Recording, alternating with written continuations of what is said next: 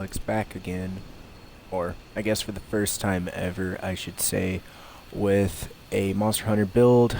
I actually didn't know what I wanted to build.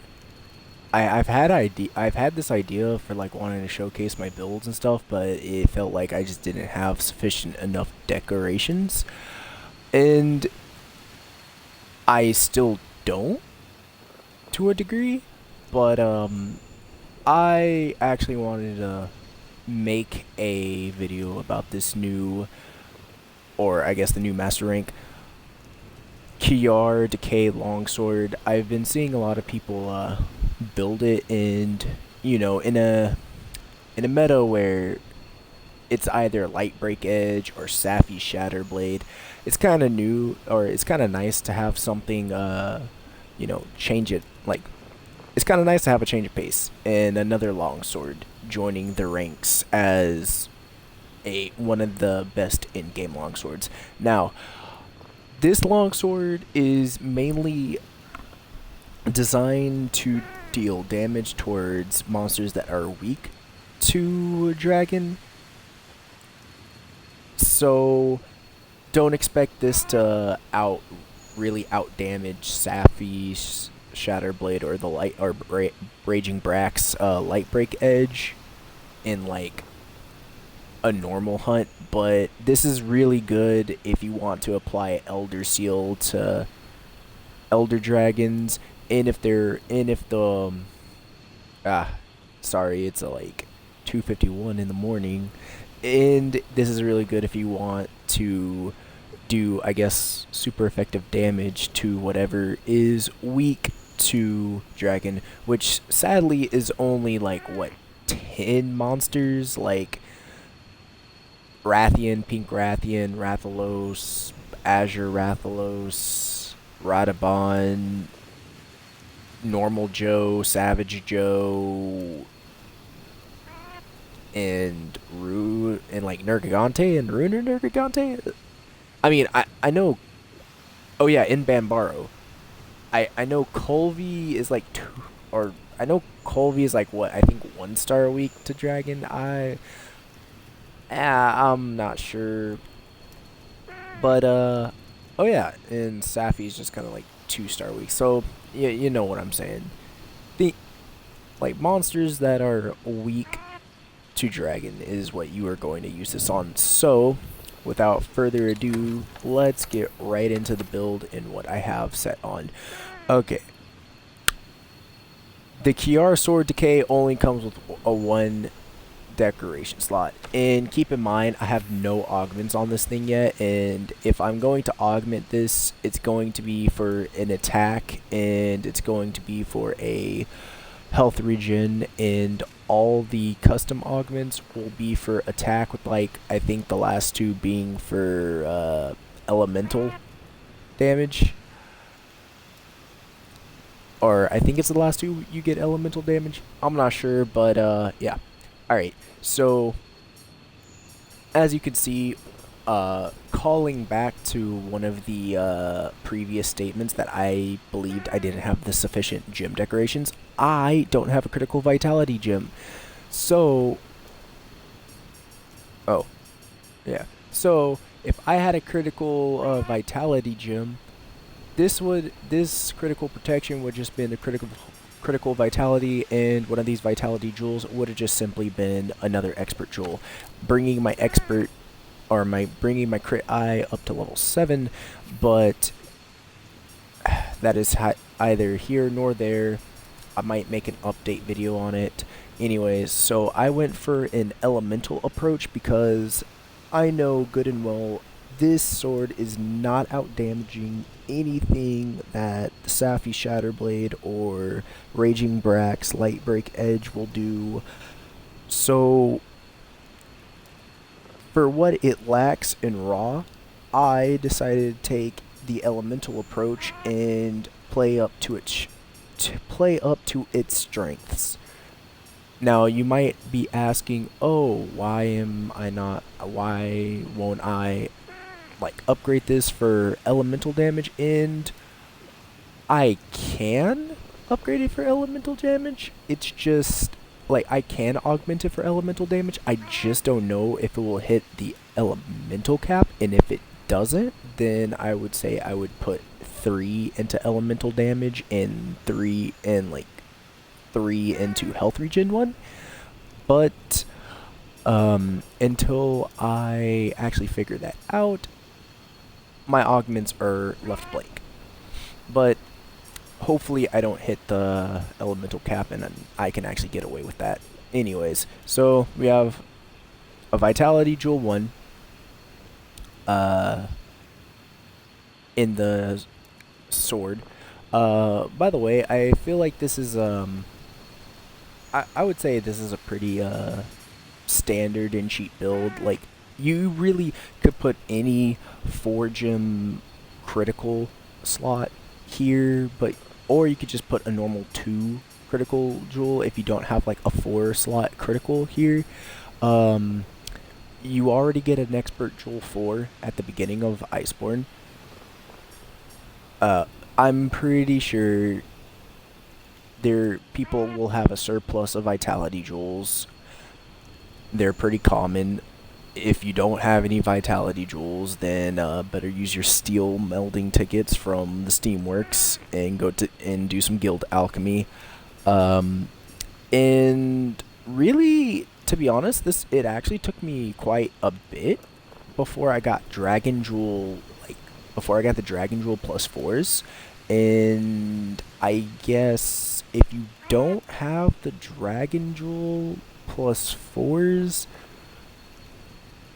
you can just simply run a Dragon Charm 5 and then trade out an expert, or you can run Dragon Charm 5, trade out another expert jewel for a dragon, and then trade out these for any challenger jewels, which is kind of surprising because I feel like the plus 4, like the elemental attack plus 4s are pretty common to get. So, yeesh.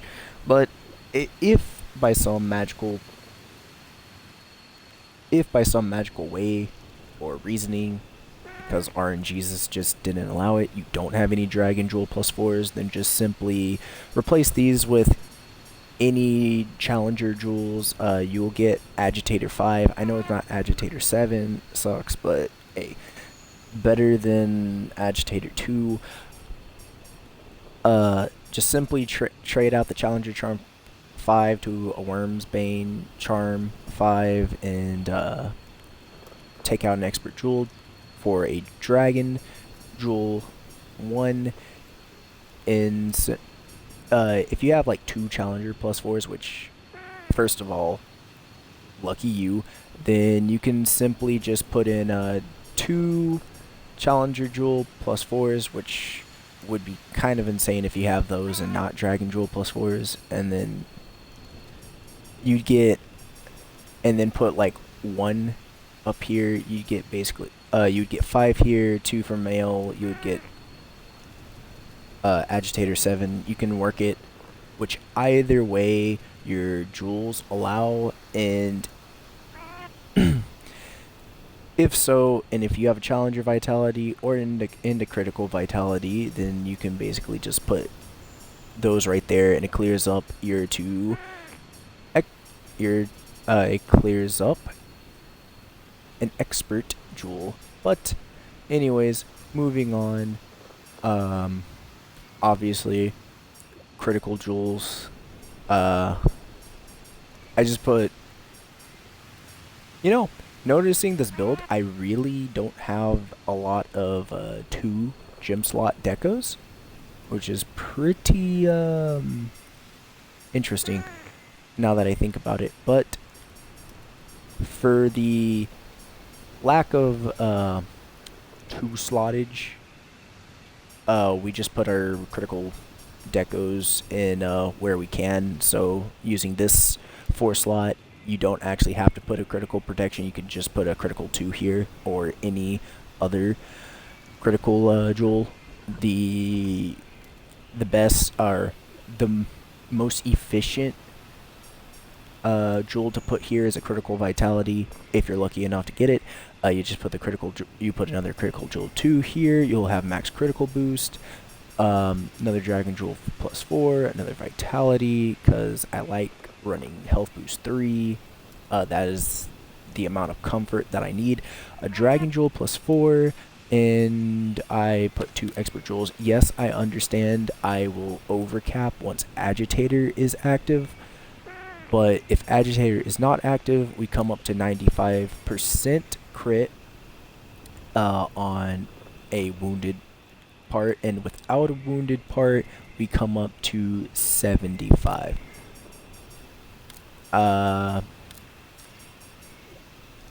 I wish we had that. I wish we had that critical vitality jewel. Yes, I'm gonna keep on raving about it because I've been farming for it like crazy, and I still haven't gotten it yet. But I did get a release vitality, so you know, we take our W's where we can. If we had the critical vitality jewel that unlocks the other, that frees up one of our slot 1s, and we just put an expert jewel 1 in that slot, we would get access to 85% without tenderizing and 100% with tenderizing without agitator. So I mean, it's pretty comfy if you just don't want to tenderize. I know I'm pretty bad about it, tenderize, because it feels like you can really only tenderize things when you have like your Rocksteady or Temporal Mantle. Anyways, we have the Challenger Charm 5 that to bring us to Agitator 7, and for our mantles, we have the Rocksteady Mantle. I will either use the Rocksteady or the Evade Mantle. Evade Mantle will the bonus will proc on a correct EI slash, or not EI slash, but EI Foresight slash, your counter slash.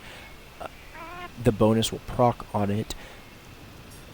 But if you don't feel too comfortable in getting the timings down right, then you can always just go Rocksteady Mantle. Like if you hate monsters roaring at you, or if you don't like if you hate monsters roaring at you, or you find yourself getting hit out of like the last swing of your combos a lot, you can feel free to go Rocksteady Mantle. I put 2 protection jewels within the mantle for max divine blessing. If you are a satiated lover like myself, you can simply just go satiated, or if you want quick sheath, you can go quick sheath.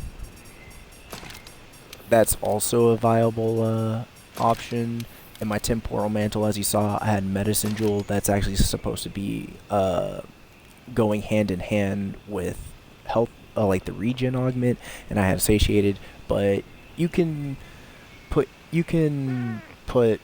your jewels like this. If you're running Evade Mantle, you can run Evade, like Evade extenders, your jumping jewels. And if you like running Glider Mantle, you can, if you are lucky enough to get Attack Jewel +4s, I would recommend you slapping those on to increase your raw. It's whatever you want. Your mantles are really, I would say, your most versatile tools if you're just gonna put in like feel good skills, I would say. And I would assume like Quick Sheath is a pretty feel good skill. Anyways, we're in the training room. We can see how much damage we're actually doing. Now keep in mind the training room won't proc. The training room will not proc agitators, at least. So this is not a full 100% battle combat scenario with this build. I also did not eat for like any like sort of attack boost or anything, so this is like how much it's really doing. without any modifications. So running, trying to keep it on crits.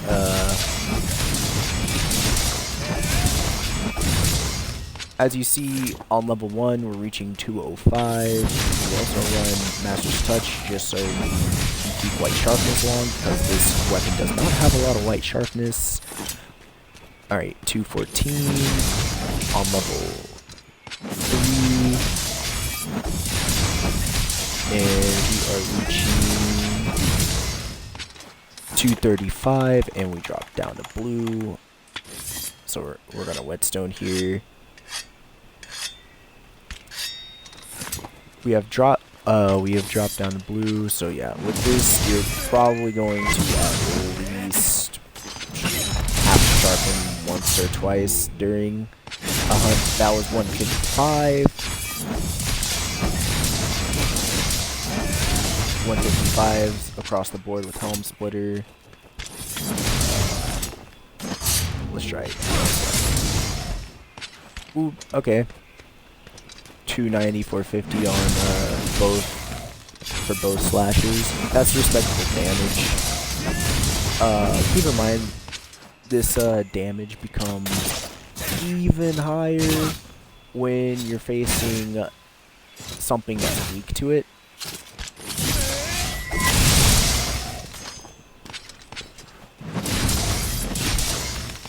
So, anyways, that was the build.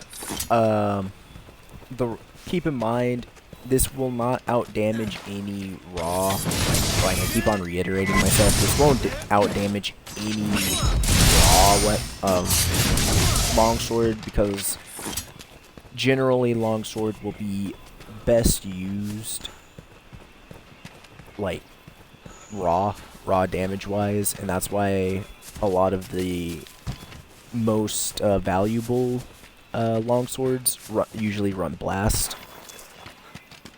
But this is a little, like, I would say this is a little change of pace for all you guys trying to try something new, trying to go an elemental route, trying to test out the Kjarr blades to see what you like, use that crit element. If you want to run any other Kjarr weapons, you just take this build and then you replace the Dragon Jewel +4s with the element of that Kjarr longsword. And without further ado, that is the end of the video. Subscribe, check back for more. I'll try to pull out more Monster Hunter content. I hope I get better decos. I know there's pretty much better min-max builds out there, but if you're like me and RNGesus has not blessed you, then you can come back and check out this build. I try to make things that are kind of budgety in a sense, open-ended, like I guess have room for your own personal taste and customization. Anyways, catch you later, and peace